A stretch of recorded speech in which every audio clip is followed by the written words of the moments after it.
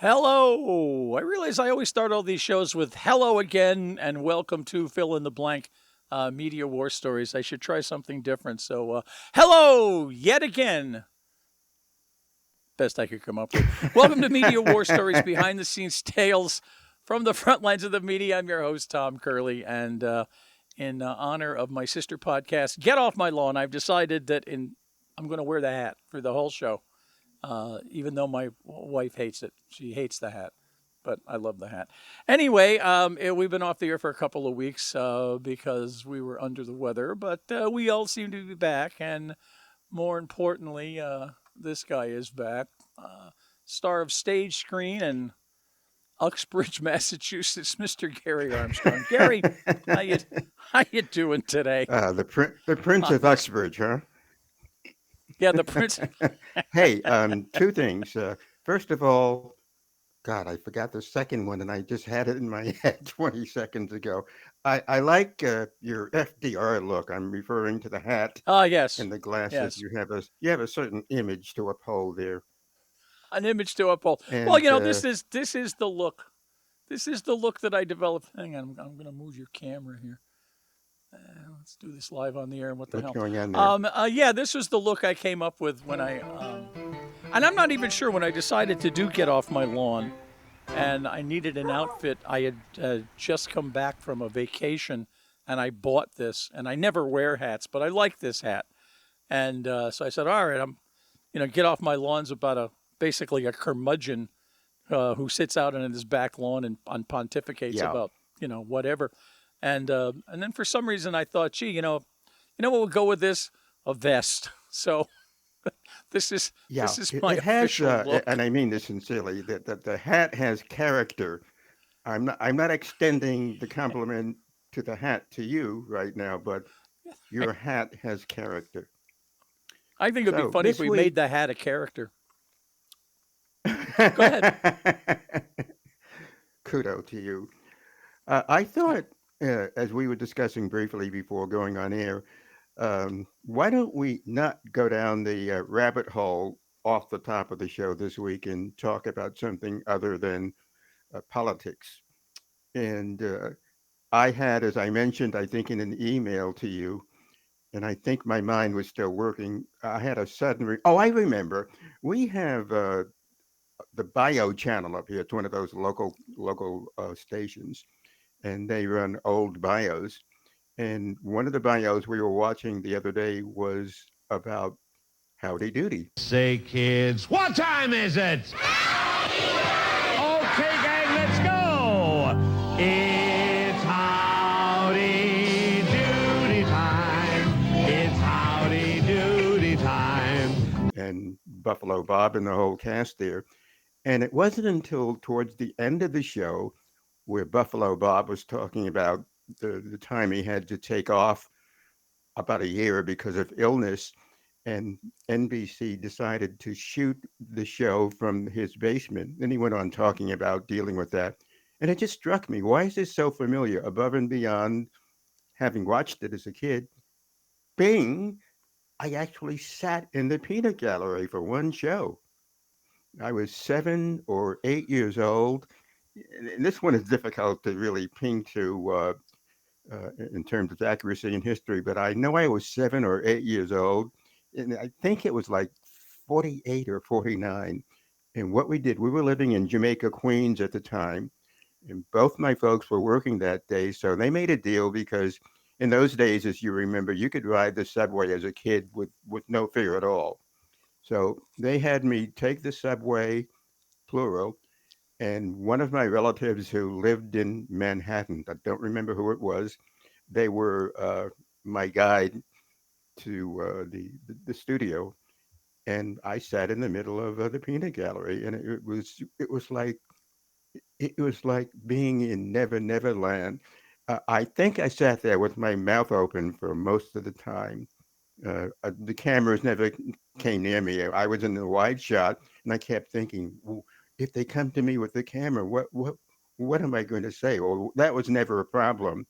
And in the peanut gallery where I was sitting, and I had my glasses on and all that, I could barely make out what was on stage, but I could hear it because whatever the sound system they had back then was, little Garry could hear. So it was such a cool experience. And I really thought I was one of Howdy Doody's cast members. So it was like a dream come true for me at that point. Wow. I so hear that. Now, I have the perfect complement to that story because you got to understand Of now, course, Howdy Doody was a New York show. Okay. I right. don't remember what station it was on. Was it on? I don't think it NBC, was on one of the networks. Was it ABC? WNBC. Okay. Okay. No, So NBC. NBC. It was So on WNBC, NBC. the Okay. local, the flagship station back then for NBC. Okay. Then it must have been national because I do remember the Howdy Doody show and I watched it. Okay. But I grew up in Schenectady, New York. And we had, Ooh. because we didn't have Howdy Doody, we had the Schenectady, New York version of the Howdy Doody show. And it was Okay. called, it was sponsored by Freihofer's Bakery. Now, if you live in the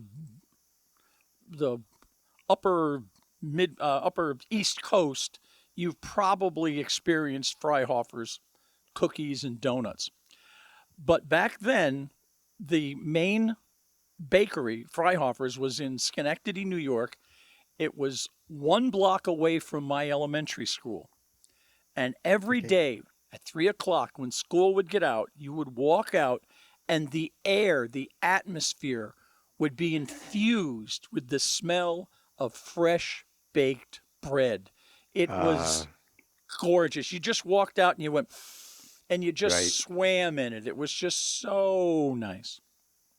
And so Freihofer's was very, very big. They used to have a horse-drawn cart, a carriage that sold Cool. Freihofer's goods. I remember as a kid, used to come up our street every day, and the horse's name was Tony. And my grandfather had just planted a tree, and my grandfather would follow behind the horse, and he would pick up all the horse shit on the street, and he would use it to Right. fertilize his tree. That tree was a little sapling when I was like 6 years old. Today it still exists. It's probably 60, 70 feet tall, and it's probably five. It's huge. It's a giant tree. But anyway, I thought you were Freihofer's talking about the shit on the NBC, street. the shit on the street, WRGB, which I think back then was NBC. I think they're NBC now. But anyway, they had a Hmm. local show called Bread Time Stories, sponsored by Freihofer's Bakery. But nobody called it Bread Time Stories because the host was not Buffalo Bill. It was Uncle Jim Fisk, who happened to be the local weatherman. Okay. Right. And he did this show. It was very, very popular.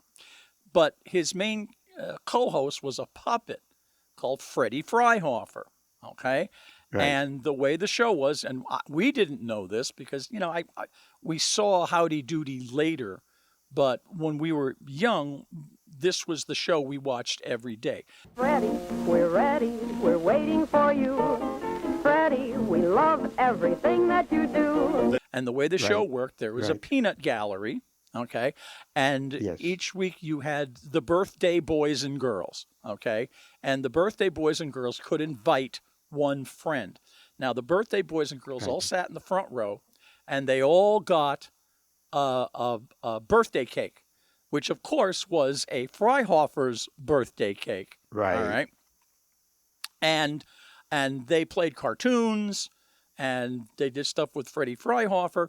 But the big thing of the Freddie Freihofer show was a thing called the squiggle. Now who's going to make a squiggle for me? Now, what Uncle Jim Fisk would do at the end of the show is he had this big pad of art paper, okay? And he took a magic marker and he would give it to a kid. And he would say, okay, make a squiggle. And the kid would go, and he'd just make a squiggly line. And Uncle Jim would go, ooh, look, you know what you did? You just drew a horse. And he would turn that squiggle into a horse. Now, apparently, Yeah. this is something that any first year art student can do, but to Right. 6 or 7 year old me, And us, this was like a Picasso. Magic. And so my friend, it was his birthday, and his mother got him on the show, and he invited me to come along. So now, for about a week, I am a rock star in Of course. first grade. Okay, I'm 6 or 7. I'm going to be on the Freddie Freihofer show. I was going to come on with a squiggle, which is like, fuck Picasso. I mean, nothing compared. Screw Van Gogh. This is a squiggle. Oh my God! And the kids were all talking about it. And the other thing that was the show was famous for was at the end of the show, all the kids would line up while they were rolling the credits, and they had this big. It looked like a big slot machine, and it had a big handle. Okay. And you pulled the handle down, and out of the slot came your prize, which was a Freihofer product. Now, back then, we had these ranked. Now, the best thing was Freihofer's chocolate chip cookies. Freihofer's chocolate chip cookies back then, I don't know if they are now, were like the best chocolate chip cookies store-bought that you could ever get. They were delicious. They also had oatmeal raisin. Then they had their sugar donuts. Then they had their cinnamon donuts and their plain donuts. And these were all ranked, chocolate chip the best, oatmeal raisin next, sugar donuts, blah, blah, blah. So now comes the day. We go down to the studio, the WRGB studios, and I'm in the back row. All right. I'm in the nosebleed seats. Okay. I'm not even sure the camera can see me, but the producer comes out and she says, "Okay, kids," because we're all 6, 7-year-old kids. And she says, "All right, Uncle Jim's going to come out soon. And don't worry, if you don't get a squiggle while we're on the air, Uncle Jim will stay after it. Everybody will get a squiggle." And they're, oh, okay, that was going to be my first worry. So the show starts. Uncle Jim comes out, acting and smelling very much like my dad and Uncle Dick used to during New Year's Eve. Drunk out of his mind. I know what you're saying. Fucking wasted. Right? Okay. And we do the show, and a couple of kids get a squiggle, and then the show ends. Well, now I realized now when the show ends, we're all lined up waiting for our prize. Well, and looking back, this was life, the universe telling me what the rest of my life was going to be, what television was really like. So I'm standing there. Yes. I'm literally the last kid in line to get his prize. Well, the second that show dipped to black, that crew was gone. Uncle Jim was gone. The lights went out. Boom. So there I am. I'm literally standing in an empty studio by myself, realizing that I'm not going to get the squiggle. But it's okay because I've still got the prize. I mean, I can still go back to school the next day with, my box of chocolate chip cookies, my oatmeal raisin. Okay, so I pull that handle, and out comes a package of English muffins. English fucking muffins. Are you kidding me?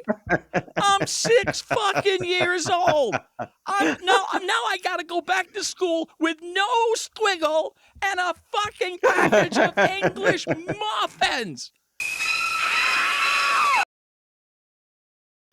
I might as well go to another school. True story. Actually happened just like that. So I should have learned. I should have learned. Actually, it's funny. If you want to fast forward, I was on CBS in 12th grade, in 6th grade, and when I was 12, not 12th grade, 6th grade, I was 12 years old. Got called into the principal's office. All right, and what did I do wrong? Well, when I get there, there's this guy he's like a Hollywood producer. He's wearing sunglasses and he talks like this. He talks really fast. Okay. Well, it turns out CBS used to do a show called The Reading Room. All right. This is back in the 50s when Yes, TV I was live. remember that. Okay. It was Yes. it was a little 15-minute show, and they would bring kids on, had a host, Mm-hmm. Mm-hmm. and an organist, and they would read a book and they would talk about the book. Well, they went Organist. around to schools. Well, they happened to come to our schools, and the principal recommended me and about 6 other kids, and the producer was there. So we didn't know what was going on. So he was just asking us some questions, and I was very animated. And the guy just went, okay, you, and you. Boom. So, well, the next thing we know, CBS, I'm going to be on The Reading Room. So now, CBS, the place that I worked for 40 years, I was 12 years old. They spared no Right. expense. They put us on a Greyhound bus, my mother and me, and they drove us to New York City, just like I that pictured is it. cool. Now, it is. Now, I had never been to New York City. This was just, Right. oh my Right. God, this is the most amazing thing ever. And again, Right. sparing no expense, they took us for lunch to the Horn and Hard Art Automat. I knew you were going to say Now- that. Yes. Now, on the one thing, looking back, you couldn't have been cheaper, but this was the coolest thing ever. Oh my Yes, God, the Horn and yes. Hard Automat. What an amazing! I love you, that. You open the little door, you take out a piece of Yes, pie, yes. another piece of pie appears. This is just so cool. So anyway, so now we go to to do the show, and it was back before the broadcast center on 57th Street. It was when they used to be on Madison Avenue. And sure enough, we had to do the 12 Days of Christmas because it was Christmas time. So there was an organist and 3 cameramen, and out came the host, again acting and smelling much like my dad and Uncle Dick do on New Year's Eve, wasted out of his fucking mind. And we have to do the 12 Days of Christmas, which he doesn't, and we're looking at each other. We, 6, 12-year-olds going like, what is wrong with this guy, man? So we do the show. They put us back on that bus, and by the end of the day, we're back home. But one of the greatest adventures. And the cool thing, years later, when I was at work, we used to hang out in the equipment crib with the old timers. It was back when I wasn't one. Right. And I was telling that story. And one of the guys says, I was a cameraman for that show. He says, yeah, I remember that show. I was Oh. probably your cameraman. so anyway, those are that my is 2 serendipity. serendipity. I mean, forecasting for what life was going to be. So it's all true. What can I tell you? Yeah, I just remembered you were I'll say it this way. You were treated, I think, nicer than I was, and it's not as dramatic as it may sound. At the end of the show that I attended, they lined us up as they had lined you and your friends up, and the hands were still there. They didn't leave the way they left your show, and they had the blue 3x5 cards with the information on each kid. And when it was finally my turn, I was somewhere in the middle, and Buffalo Bob is looking at it, and he smiles and he whispers to one of the stagehands, and he says, whatever the guy's name is, he says, Bob, come over here. This is little Garry from Jamaica, Queens, and he looks like an up and coming Howdy Doody type. And the guy says, yeah, yeah. And Buffalo Bob says, wait a minute, Garry, can you buckle your galoshes? And I thought my world had crashed down because of course, back in kindergarten, I was clumsier then than I am now. I couldn't for the life of me figure how to buckle my galoshes. And that led How to would me he know getting an that? F on my report card for my inability to dress properly. So when they decided to send me in, they filled out the information, FYIs about little Garry Armstrong. They said he's a little clumsy. He can't even buckle his galoshes. So that's what was said to me on TV. Little Garry can't buckle his galoshes. I think that started Oh an my, inferiority complex in the back of my mind because I still have problems buckling my galoshes. wow. Well, you got to get those shoes that you just step into, and which is what I do. Wow, that's Well, horrible. I didn't have a I choice, mean, did I? Mom said, "This is what you're that's wearing, and hor- you yeah, damn well better exactly. wear Oh, them." I And I didn't know. want to hear. I don't care what Howdy Doody said to you. You wear those galoshes. Yes, Mom. Wow, what a We also mean. had up here, Tom, going ahead a little bit, up here in Boston, we had a bozo. I think there was a bozo in most TV markets, in most major TV markets.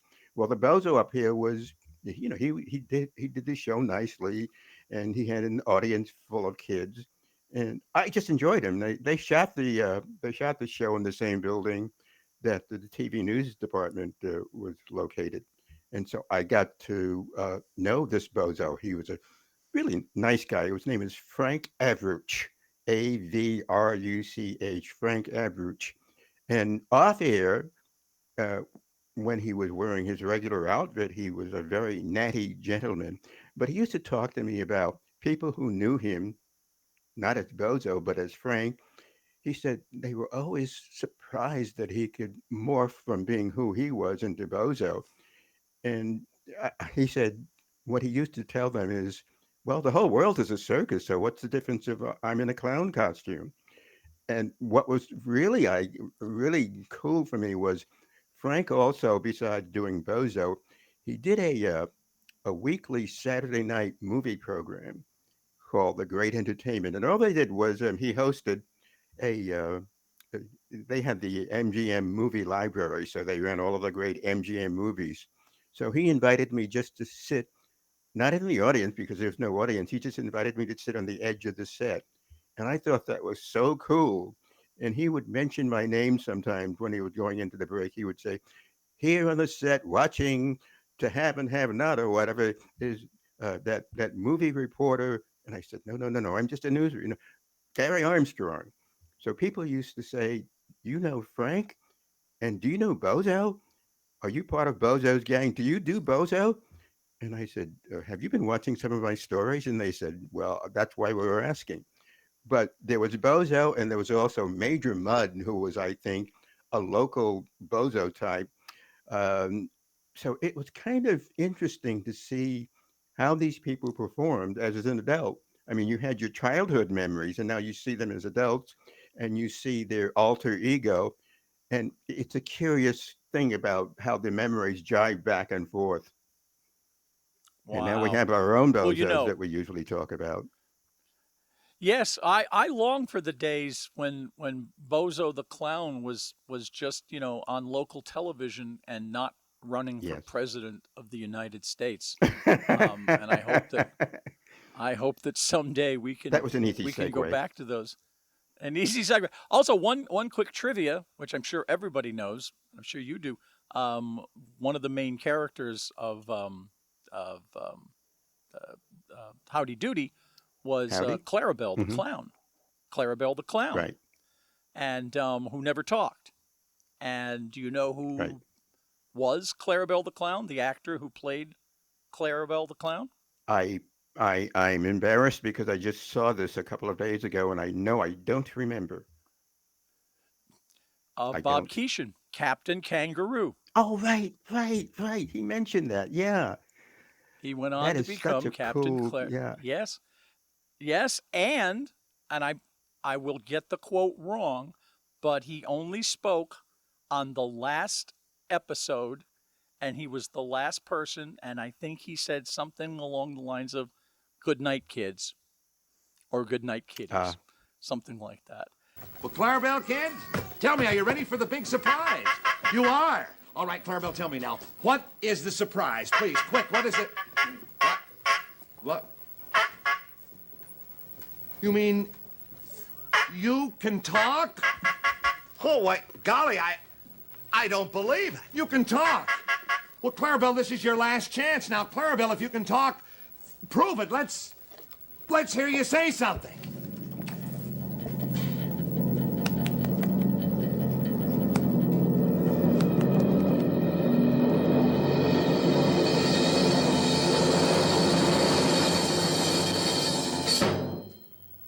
Hi, kids. And that was the only Did time. you ever meet him? Yes and no. Yes, when I And? first went over in '81, Captain Kangaroo was still on the air. They were doing it in Right. control room, Studio 45, and I went and I visited it. One of the guys I worked with, one of the old guys, Don Corrado, great guy. His main claim to fame, he was an audio guy. He was the one that jingled the keys in the beginning of Captain Kangaroo. So I watched the Right. show, and it was interesting. He like David Letterman were famous. The studio was kept at Antarctic conditions. It was incredibly cold. All the crew, Yeah. all the cameramen wore winter coats and gloves. Right. Somehow or another, he just felt that this was necessary. But the coolest thing ever, again, growing up with Captain Kangaroo, watched it every single day. And here I am, oh my God, I'm watching Captain Kangaroo. But the best part was I was doing the morning news, which is, in the middle of the night. So it's like 3 o'clock in the morning Yes. while we're setting up. And I'm on the second floor where all the studios are. And it's also where the stagehands store all the props, all the furniture Right. and rugs for all the soap operas. So anyway, it's 3 a.m. and I'm walking and I turn a corner, and there in front of me is Grandfather Clock. And I go like, oh my God, that's Grandfather Clock. I was like, this is just the clock. Wow. I'm touching Grandfather Clock. But he wasn't. He went off the air very shortly after I was there, because this was when they decided to replaced Captain Kangaroo with the CBS Morning News or CBS This Morning or whatever version, and it was originally with Diane Sawyer and On the Road Again, Charles Kuralt. Oh, It was Charles Diane Corral. Sawyer and Yeah. Charles Kuralt. And then it was briefly Diane Sawyer and Charlie Osgood, I think. But then the main one, when I got there, was Diane Sawyer and Bill Curtis. And that started my, I think, 8 to 10 year run on the morning news, where we went Right. through iteration after iteration. We had Bill and Diane. Then for a while we had Maria Shriver and Forrest Sawyer. We had Kathleen Sullivan and Harry Smith. We had Phyllis George and Bill Curtis. Right. And then, of course, we had my favorite iteration, which was the morning show. They took it away from the news division, gave it to entertainment, and we did the morning show with Right. Marietta Hartley, Rollins Smith, Mark McEwen, and Bob Saget as the comic. Okay, and it was we had an audience. see the Everybody billing. said, "Oh yeah," everybody said nobody could get an audience at 7 a.m. We never had a problem. We had a packed house every night, every morning. And we did one Right. really cool thing, which I thought was cool. Once a month on a Saturday night, we would tape for 2 hours. We would bring in comics, comedians, stand-up, and they would do stand-up. And we would record it all with an audience. And then we would break them up into little 3 and 5 minute segments that we would play every day. To which, again, the critics, all the news people, who wants to watch a stand-up comic at 8 a.m? Well, it turns out, a lot of people. And we The had people in the we had newsroom. great remote. Yeah, the people in the newsroom, But what was cool was that back then, Bob Saget was a stand-up comic. This was before Full House. Matter of fact, he left the show to go and do Full House. But we Yeah. had stand-up comics who were all new up-and-comers, like Jerry Seinfeld, Roseanne Barr, Larry Miller. I mean, all these people who went on to superstardom.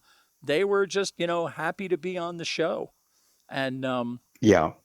yeah, we did we You had know, a lot of fun on Tom, that show. you touch a spot here. I was watching the promos for this the CBS morning show that's running now with Gail King and the others, and I was thinking to myself, I probably was sniffing down my old reporter's nose, thinking, this is like a variety show. It's not news. And why are they? It wasn't that way in the old days, but obviously it was. And I just don't remember the time, the period where news was gobbled up by entertainment, and that explains why the morning shows look the way they do now. I don't know when they do news on the morning show because I'm usually sleeping, but that explains that question about why the morning shows look this way now. Oh yeah, I tell you when they do the news. We used to have a separate anchor to do the news. Back then it was Faith Daniels. Little 5 minutes at the top. You know, welcome to the morning show. Blah blah blah. And now with an update of the news, here's Faith Daniels, and we'd cut to her. I remember once to save money, we used to have her set on the morning show with Merritt. We used to have her set up in the control room. We had her set up in the control room, in the corner of the control room, and we would just cut. And then the funny part was, when we would do the news, the directors would have to go, "Okay, everybody, shut up, don't talk. We're doing the news because it's in the control room." Actually, it was the producers would say that, to which the director would say, "Well, I still have to direct the show." So she's doing the news, and the director has to do things like ready to roll tape, track it, ready to. So she had to whisper. It was like the cone of silence. It was funny stuff. Up here in Boston, when the station I worked for was trying to do the same thing, go from straight news into entertainment, because our division had done the same thing also. And the current the news director back then said, "Well, we're going to have to make some changes. We need to bring in some entertainment ideas." And they had the whole staff around there. And one of the assistant suits said, "Well, the people who work on the show, not only the anchors, but the reporters, which would include me," this guy says, "Well, we can have Garry tap and dance in between when he's doing reports." And I looked at it, and people were looking at me, and the people who knew me just started to smile. And I said, "Did you say tap and dance?" And they shook their heads. And I said, "Well, that's it. That is it. I mean, I've run into this stuff before. I'm out of here. I'm going to see my lawyers." And I just dramatically walked out, and people were laughing and clapping. As I started to open the door to leave, the news director said, "No, no, come back, come back." I said, "No, I can't work in a place that treats me like this. I'm not, you want me to do blackface next?" And you could go, "Whoa, whoa." And then they said, "Well, we'll talk about this later." It's oh God. Well, all I can say, that's no way to treat a Samoan, and we've run out of time. Again, let's get to the plug. Serendipity, Seeking Intelligent Life on Earth, Maryland's blog. It's just going like gangbusters. A half-hour radio show, still the funniest half-hour radio show in the world. Voicescapes Audio Theater for the best in comedy and drama. Of course, my sister podcast, Get Off My Lawn, starring me. And, oh yes, another thing I really would love you to watch, Between Americans, a thing I was tangentially involved in, originally aired on the CBS television network in 1941, redone by Orson Welles on December 7th of 1941. It's basically the past talking to the present about the future. Really, really suggest you check it out. So until then, it was been fun, nostalgic, and I don't know, how did Howdy Doody close his? Goodbye, children.